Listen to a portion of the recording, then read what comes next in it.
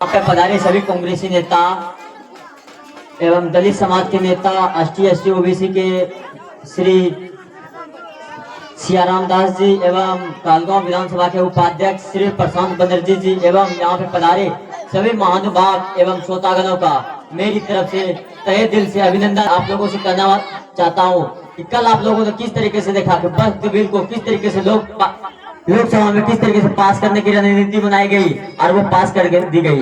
और आज राज्यसभा में भी आज कांग्रेस पार्टी उसका डटकर मुकाबला करेगी। जिस तरीके से लोकसभा में कल सुबह रात के 2 बजे बजा दिया बीजेपी को एक बिल को पास करने में, और आज राज्यसभा में उसी बिल को लाया गया है वक्फ बिल को। आप लोगों को पता ही होगा वक्फ बिल आखिर क्या है, कितने लोगों को पता है कि वक्फ बिल क्या है?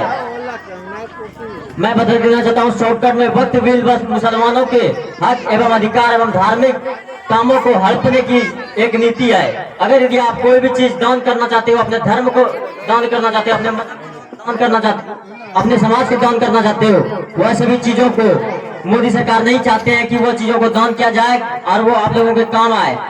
वक्त जैसे ही अगर यदि किसी पुरुष को अगर मान लीजिए पुरुष बेटा नहीं होता है फिर बेटी नहीं होता है, तो वो अगर यदि मान लीजिए वो जमीन को वक्त बिल को दान करता है तो वो सीधा मस्जिद के पास चला जाता है और उसी का खर्चा से शायद आगे मस्जिद के काम या फिर धार्मिक कामों में उसका उपयोग किया जाता है। मगर आज हो क्या रहा है, मस्जिद के नाम पर भाजपा सरकार ने उस वक्त बिल को भी बंद करने का काम किया। आप लोगों ने कुछ दिन पहले ही देखा था किस तरीके से हिमाचल प्रदेश में एक मस्जिद हुआ करता था, उसको भाजपा सरकार ने तोड़ दिया गया।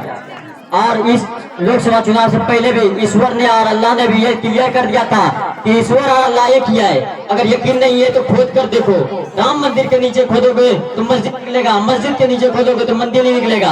यानी ईश्वर और अल्लाह कोई फर्क नहीं है, वो है तो बस एक ही। लेकिन भाजपा हिंदू मुस्लिम के नाम पर एक दूसरे को डरा रही है, अलग करने की कोशिश कर रही है। हम लोगों का धर्म सिर्फ और सिर्फ इंसानियत सिखाता है, हमारा मजहब भी इंसानियत ही सिखाता है। एक धर्म को दूसरे धर्म से लड़ाने की नीति ये हमेशा भाजपा और आरएसएस वालों की रहा है।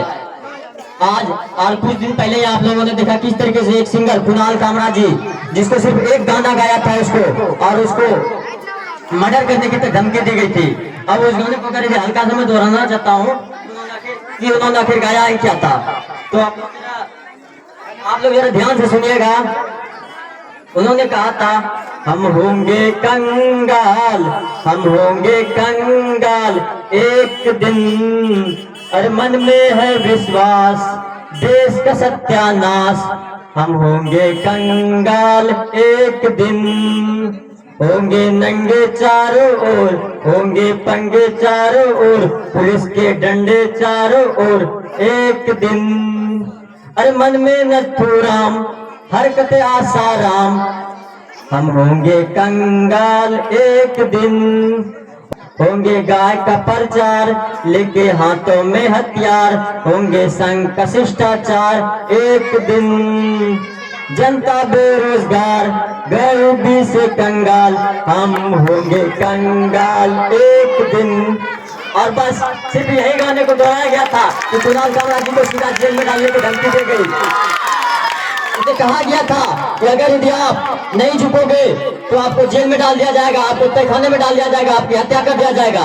मगर कुणाल कामरा जी ऐसे कैसे देशभक्त निकले, उन्होंने कहा दिया तुम मुझे मिटा सकते हो, तुम हमें झुका सकते हो, यानी कि तुम सच को झूठ और झूठ को सच कितनी ही कर दो वो हो सकता है, लेकिन ये हमेशा झूठ के साथ होता है, सच के साथ नहीं होता है। सच को आप कह दो तो वो झूठ नहीं हो जाएगा, सच हमेशा सच ही रहता है, क्योंकि ये झूठ के साथ होता है तो उसे उल्टा करके कुछ और बना दिया जाता है।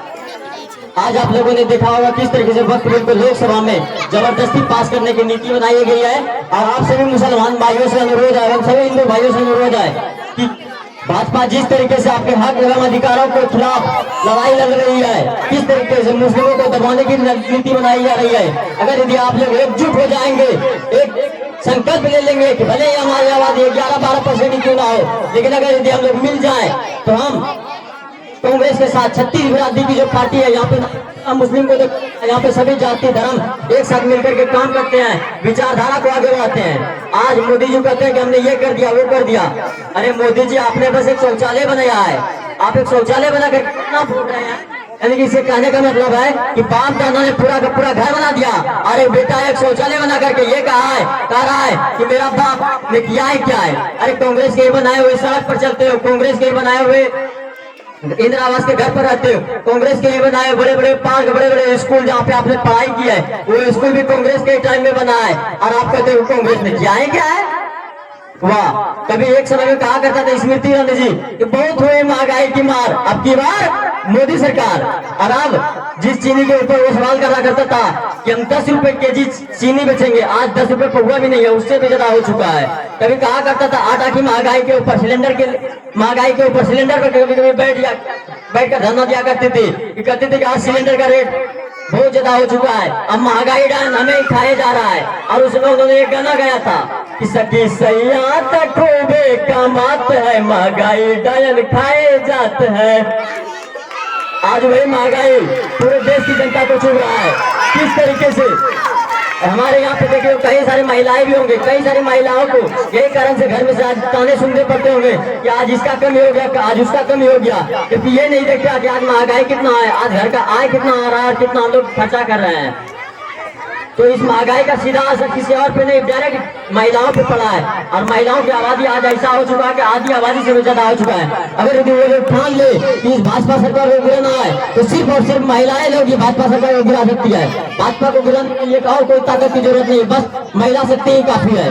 धन्यवाद। जय हिंद, जय भारत, जय संविधान। और लास्ट में मैं बस शायरी कहना चाहता हूँ कि चट्टानों से हम होंगे खड़े, जो भी आंधी का रास्ता है हम उस रास्ते पर निकले हैं जिस रास्ते पर गांधी है। धन्यवाद। जय हिंद, जय भारत।